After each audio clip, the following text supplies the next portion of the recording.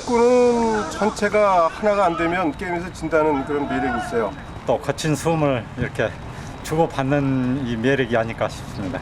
이게 남자들은 몸을 또 부대껴야 서로 정도 느끼고 그러는 거고 또 개인적으로 운동의 의미도 있고.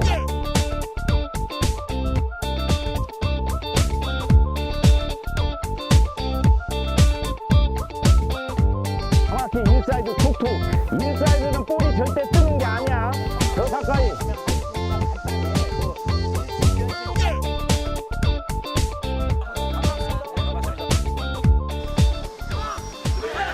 전후반 90분, 손을 제외한 온몸을 부딪히는 스포츠.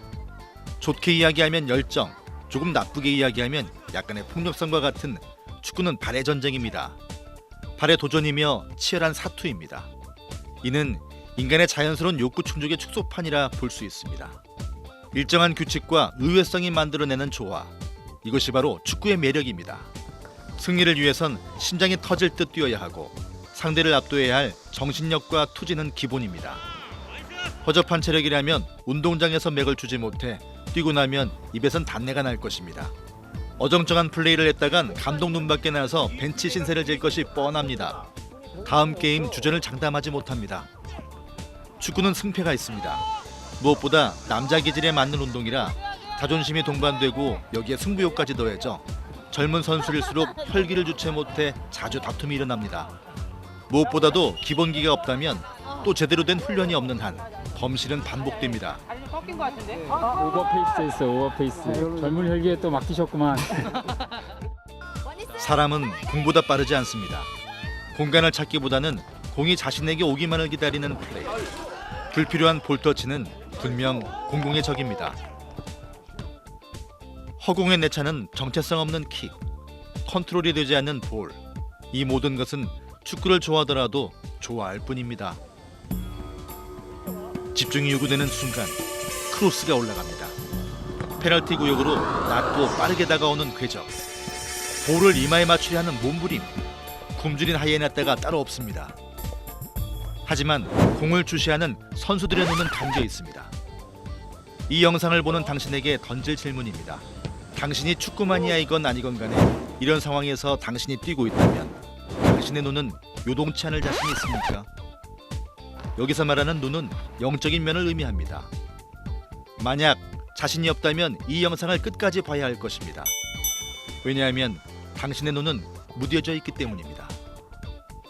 격투기를 제외하고 축구는 모든 운동을 통틀어 가장 격한 운동이지만 승리의 열쇠라 불리는 그 짜릿한 골맛을 본 사람은 축구의 매력에 이끌릴 것이 틀림없습니다. 그러나 분명한 것은 축구는 의욕만 가지고 할 수 있는 스포츠가 아닙니다. 10년 이상 우리는 그리스도인이라는 정체성을 염두하고 뛰어왔습니다. 크고 작은 경기 속에 발견된 축구 이상의 경험, 그 어떤 사역보다도 가치가 있다고 자부합니다.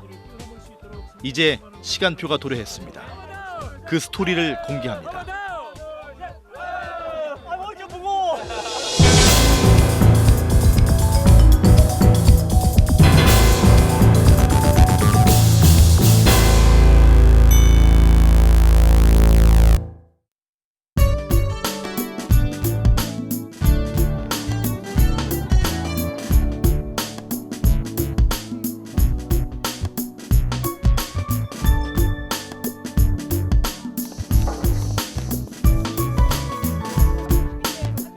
원니스 FC 축구 선교단의 홈구장 가양 레포츠 센터입니다. 오늘 이곳에서는 특별한 경기가 열립니다. 분주하게 원니스 FC 회원들이 플랜카드를 달고 있습니다. 원니스 FC의 감독 서재균 집사가 초청한 손님들과 인사를 나누고 있는데요. 바로 대한민국 축구 선교회 리더로 활발한 사역을 하고 있는 헤브론 축구 선교회입니다. 자신을 헤브론 도목이라고 칭하는 류용수 목사님, 이날 그의 팀원들과 함께 참석하셨습니다. 육신은 서로 떨어져 있어도 축구 선교에 대한 열정은 같습니다. 두 전직 축구 선수가 이제는 감독으로 만나 축구단을 맡고 있습니다. 그것도 의미심장한 축구 선교단을요. 선교의 뜻을 품고 있는 두 단체가 연합하고 교제하는 것이 이보다 더 아름다울 수는 없을 것 같습니다. 이날 원니스 FC는 팀원 말고 외부팀에서 여자팀과 축구를 즐기고 싶어하는 용병 선수, 즉 전도 대상자 몇 명을 뛰게 했는데요. 역시 축구 목사님이십니다. 부정 선수 알아내는 방법이 탁월합니다. 자주 본 것 같아, 구정 선수. 자주 본 것 같아, 구정 선수. 교회나가.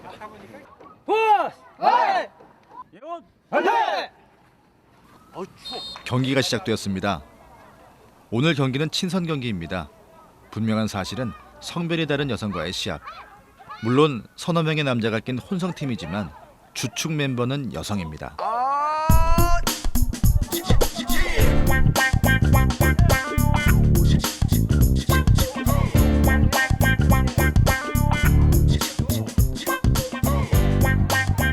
헤브론 보아스 팀을 얕잡아 봤을까요? 원니스 FC가 좀 밀린다는 느낌이 있습니다.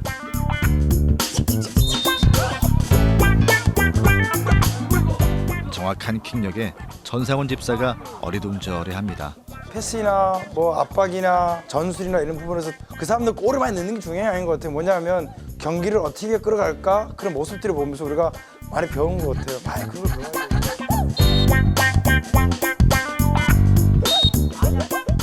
2대1 패스는 기본. 원니스 팀을 앞에 놓고 공을 가진 보아스 팀이 등 뒤로 침투하는 전술을 펼칩니다. 알고도 속을 수밖에 없는 전술 오버래핑에 속절없이 당하는 원니스 FC. 카메라를 들이대기가 무섭네요. 서 감독님 화가 머리끝까지 났습니다. 분위기 살벌합니다. 그도 그럴 것이 그동안 훈련된 팀 특유의 플레이를 하지 못한 거죠. 자기 역할 좀 해줘, 역할. 자, 수비, 허리, 파드. 왜 지금 링카들이 전부 공격 나가? 내가 그랬지, 나가더라도 상대가 침투할 때 빨리 들어올 수 있으면 나가고, 아니면 지금 오버페이스 한다고 나. 벌써 너 종균이 지쳤어, 병호. 발이 맞는다라고 해야 할 것 같네요. 오늘 헤브론 보아스 팀의 조직력은 혀를 내두를 정도로 좋았습니다. 결국 이날 고전한 끝에 원니스 FC는 패배라는 고배를 마셨습니다.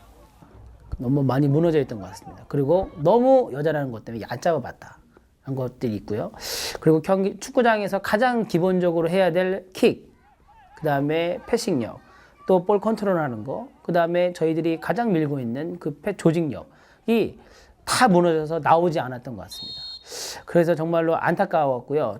좀 더 저희들이 여기서 좀 더 지켜봐야 될 것은 이 단순한 운동 같지만 이 축구가 원래 200년 전에 영국에서 시작할 때 영국 청교도들이 만들어낸 룰이기 때문에 성경과 아주 매우 밀접한 운동이에요. 그래서 축구를 통해서 사회생활을 배울 수 있고 인생을 배울 수 있고 하나님의 뜻을 깨달을 수 있도록 룰이 다 돼 있어요. 그런데 한국의 많은 분들이 축구는 아직도 놀이라고 생각하고 있습니다. 참 답답하죠. 축구를 잘하는 사람에게는 한 가지 특징이 있습니다. 그것은 바로 동료 선수가 어느 위치에 있는지 염두하고 뛴다는 것입니다. 그것을 전문용어로는 아이 컨택트라고 합니다. 또 이런 선수 가리켜서 그뒤 뒤통수에도 눈이 달려있다 혹은 시야가 넓다라고 합니다. 하지만 대다수의 사람들은 골을 넣은 스트라이커에만 주목하는 경향이 있습니다. 실제로 다수의 아마추어는 드리블에 지나치게 집착합니다. 예를 들면 이런 것입니다.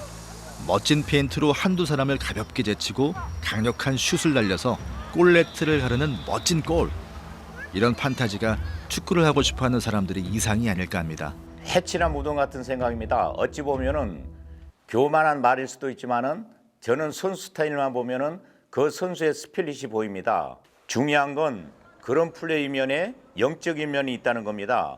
내가 에이스고 그러므로 나는 우월하다라는 나 중심, 즉 창세기 3장을 그대로 펼쳐놓는 가치관입니다. 팀워크에는 백해무익합니다. 다른 아마추어 팀은 말할 것도 없습니다. 나보다 더 좋은 위치에 있는 사람에게 패스하고 나보다 더 잘하는 사람에게 위치를 양보하는 플레이.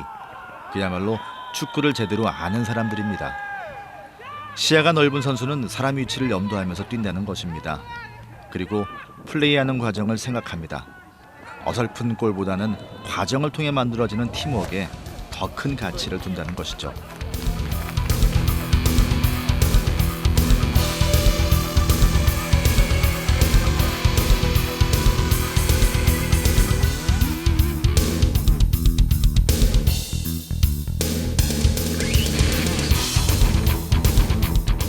No cross, no crown. 십자가 없이는 면류관도 없습니다. 우리가 사는 세상, 대가가 있어야 하는 것이고 분명 과정이라는 게 있습니다. 속된 말로 날로 먹으려는 거죠. 너무 꼴에 집착합니다. 그것 모두는 십자가 영광을 카피한 것입니다.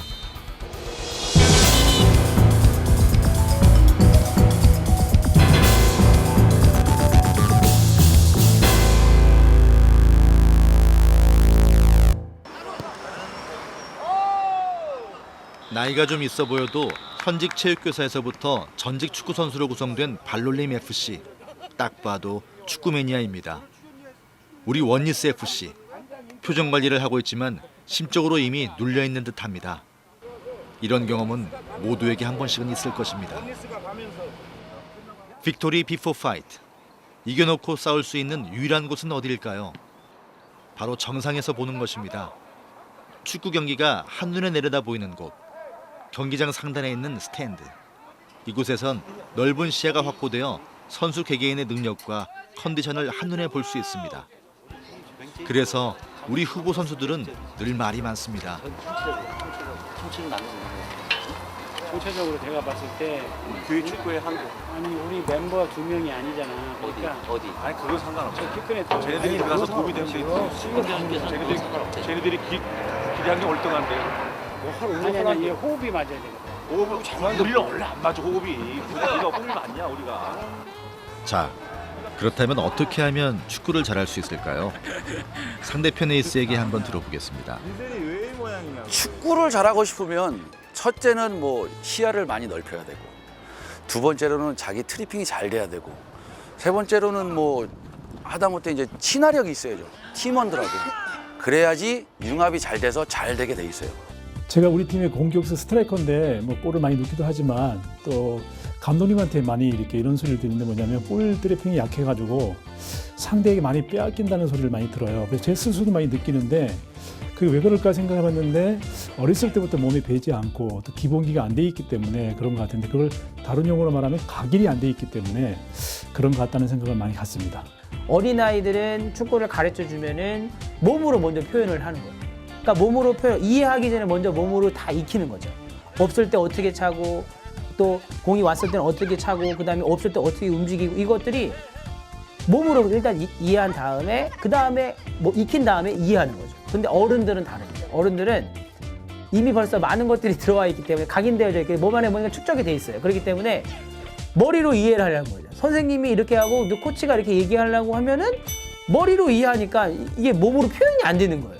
그래서 지금 아무리 노력을 해도 아무리 연습을 많이 하더라도 이 각인된 잘못 각인된 것을 바뀌기 너무나 힘들기 때문에 참으로 다행스러운 것은 축구의 메커니즘은 안 바뀔 수도 있는데 인간의 근본적인 그 문제는 저는 바꿀 수 있다고 봅니다. 인간의 근본 문제는 세 가지로 볼 수 있는데 그것이 하나님 떠난 문제, 또 원죄 문제, 이 사단의 문제를 예수님이 그리스도로 오셔서 마태복음 16장 10절에 보니까 그리스도로 오셔서 하나님 만나는 길, 또 죄 문제, 사단의 문제를 십자가에서 완전히 해결해 주셨기 때문에 이 그리스도라는 사실을 믿고 구원받은 자는 어떤 불가능도 없이 승리할 수 있다고 봅니다. 그래서 그 마태복음 16장 16절에서 근거해서 믿는 자에게는 세 가지 축복을 주셨는데 너는 반석이라. 반석이라는 어떤 문제 속에서도 흔들리지 않는다는 것이죠. 그리고 음부의 권세, 이 지옥의 권세가 너를 이기지 못하리라. 그리고 천국 열쇠, 이 기도와 전도와 하나님의 나라를 누릴 수 있는 축복을 주셨기 때문에 제가 볼 때는 복음은 완전하고 모든 것이고 충분하다. 우리 팀의 평균 나이는 40살입니다. 저희는 월드컵에 나가는 선수도 아니고 더 골을 바라는 것도 아닙니다. 지금 이 나이에 축구를 잘한들 얼마나 더 잘하겠습니까? 그러나 하나님의 기대치, 하나님이 원하시는 것은 따로 있습니다.